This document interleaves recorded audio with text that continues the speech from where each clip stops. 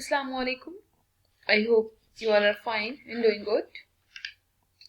Here we will discuss the real life problems where linear inequalities are applied.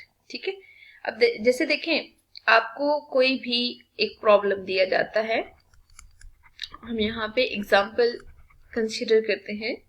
The formula relating degrees Fahrenheit to degrees Celsius is F equals 9/5 C plus 32. ठीक है, ये एक formula है जो हम physics chemistry में इनको relate करने के लिए यूज करते हैं. For what value of C is F less than 0.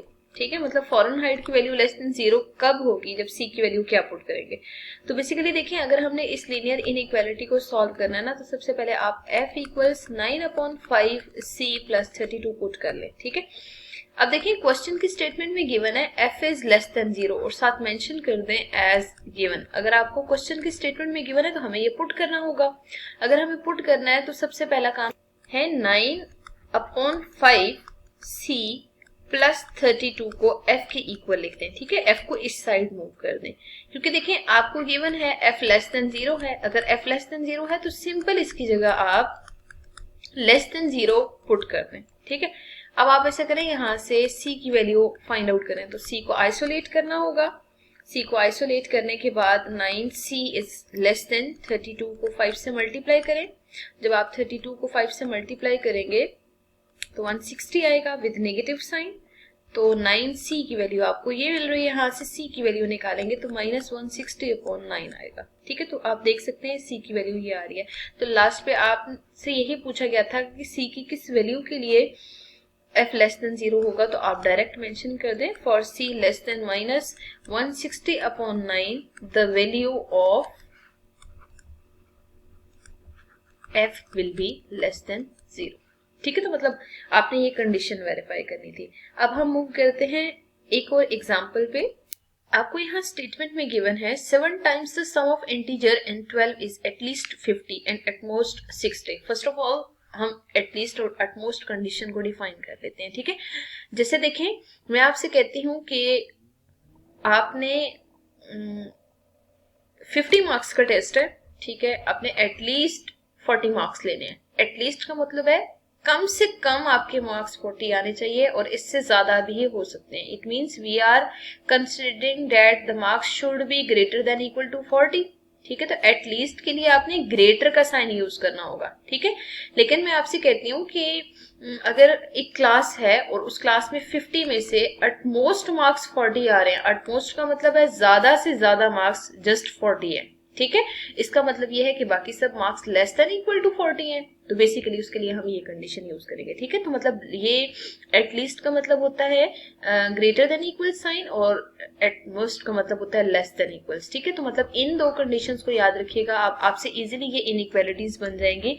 देखिए आपको गिवन है इंटीजर वर्ड. ठीक है, तो लेट द इंटीजर बी, आप यहाँ पे इंटीजर को लेट कर लें x के इक्वल है. अगर इंटीजर x है तो बाय गिवन कंडीशन, आपको गिवन कंडीशन में क्या कहा जा रहा है कि 7 टाइम्स इंटीजर एंड 12 का अगर आप सम लेते हैं is at least 50, it means it is greater than equal to 50.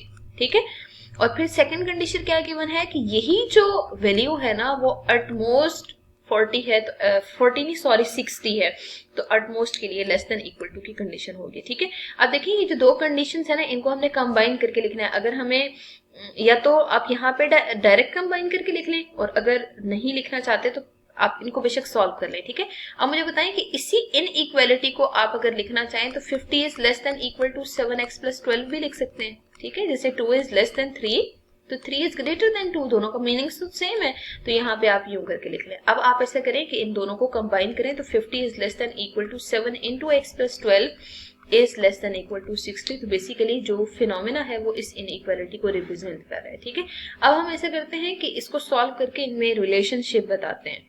Double inequality को सिंगल में चेंज करें तो जो उसमें फर्स्ट इनइक्वालिटी आ रही है वो ये है, और जो सेकंड इनइक्वालिटी आ रही है सिंगल वो ये है, ठीक है। इन दोनों को सिंप्लीफाई करेंगे।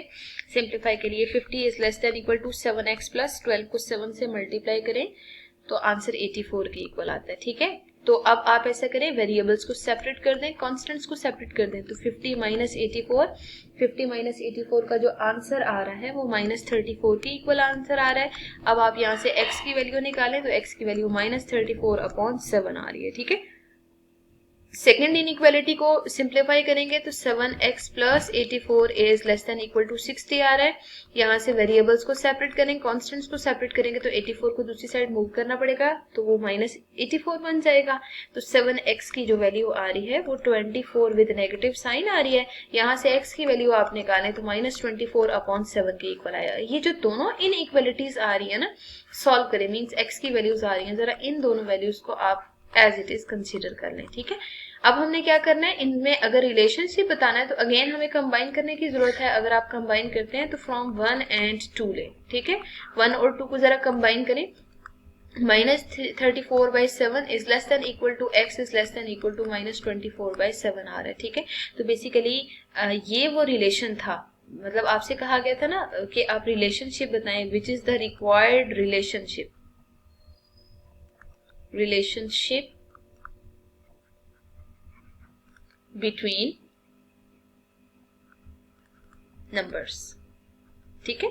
तो बेसिकली हमने इस मेथड से इनइक्वालिटीज को वर्ड प्रॉब्लम्स में अप्लाई करना होता है, अप्लाई करके सॉल्व करना होगा, ठीक है। हमेशा इसके लिए आपने पहले इनइक्वालिटी को मैथमेटिकल फॉर्म में चेंज करना है, ठीक है। मैथमेटिकल इनइक्वालिटी को आपने सॉल्व करना है, लास्ट में जो आंसर आ रहा है उसको आपने प्रॉपर डिफाइन कर देना है, ठीक है। फिर एक बार यहाँ पे हम देख लेते हैं कि एट लीस्ट के लिए आपने बेसिकली ग्रेटर देन का इक्वल टू का साइन यूज करना है, और एट मोस्ट के लिए आपने लेस देन इक्वल टू का, ठीक है। मतलब इन दोनों को ना हम वीक इनइक्वालिटीज कहते हैं, जो लेस देन इक्वल टू या ग्रेटर देन इक्वल। बेसिकली ये जो ग्रेटर का साइन और लेस का साइन है ना, इनको हम स्ट्रॉन्ग इनइक्वालिटीज कहते हैं, ठीक है। जैसे यहाँ पे कोई भी इनइक्वालिटी हम लिखें,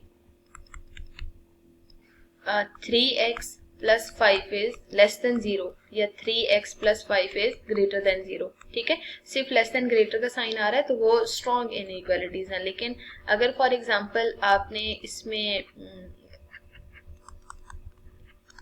3x plus 5 is less than equal to 0 या 3x plus 5 is greater than equal to 0 लिया ना, तो ये जो दो इनइक्वालिटीज हैं, लेस देन इक्वल्स या ग्रेटर देन इक्वल्स, वो दोनों वीक इनइक्वालिटीज हैं, ठीक है। तो मतलब हमेशा क्वेश्चन की स्टेटमेंट के अकॉर्डिंग ही देखिएगा, एट लीस्ट और एट मोस्ट के लिए आपके पास ये वीक इनइक्वालिटीज आती होती हैं हमेशा।